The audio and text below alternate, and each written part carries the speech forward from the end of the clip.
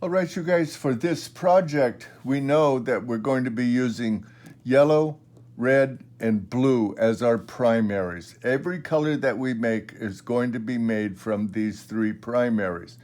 The problem that we have with these paints in particular is that one, this red is slightly orange. Vermilion is a very warm red, so it's a little bit on the orange side.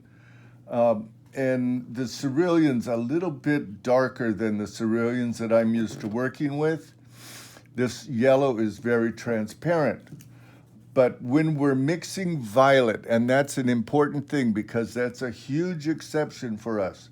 When we're mixing violet, and only when we're mixing violet, we're going to use crimson red. This is already slightly bluish. So it works with this cerulean much better because orange and blue are opposites. They tend to neutralize one another. So we're going to have trouble if we mix our violets with this orange type of red. So the other problem that we're going to be having is that our lemon yellow is a cool yellow. It's slightly on the green side. We don't have a warmer yellow.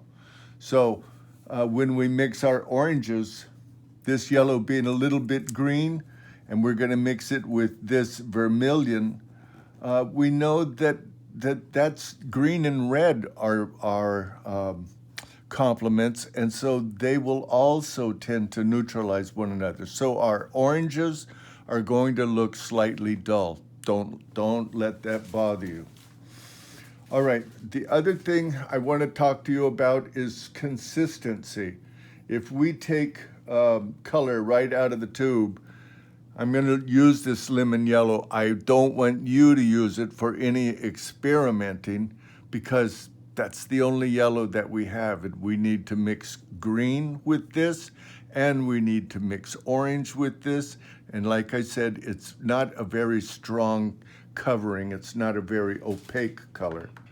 So it's a little tricky with this material. I'm going to just mix up a little bit of the yellow paint here and show you that you just need to add a small amount of water when you're mixing this. So I've added in a little bit of water, and here we go.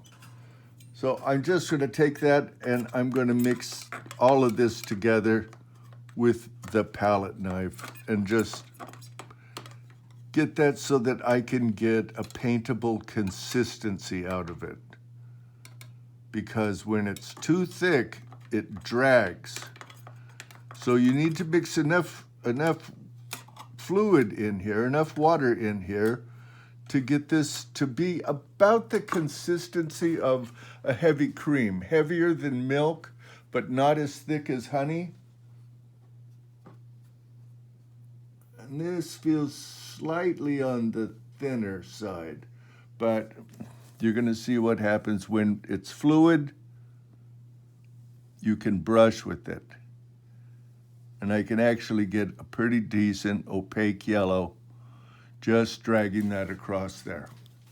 So you're going to notice that as colors dry, they shift slightly. So we want to let all of the colors dry before we start making any decisions.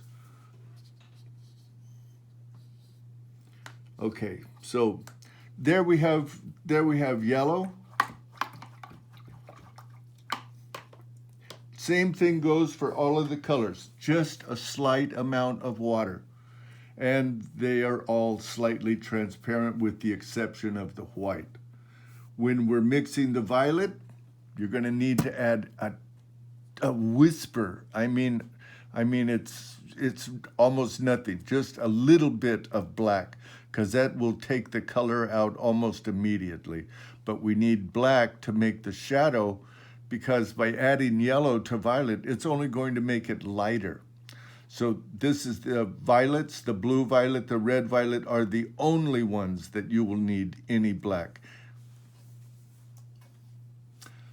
highlights all made with white. So each one is going to be made with white. One other thing that I do want to caution you about, and that is always add darker colors to lighter colors when you're mixing. So if I'm mixing the highlight for yellow, I'm going to put white into the tray. I'm going to mix yellow into it until I find that it's a sufficient highlight.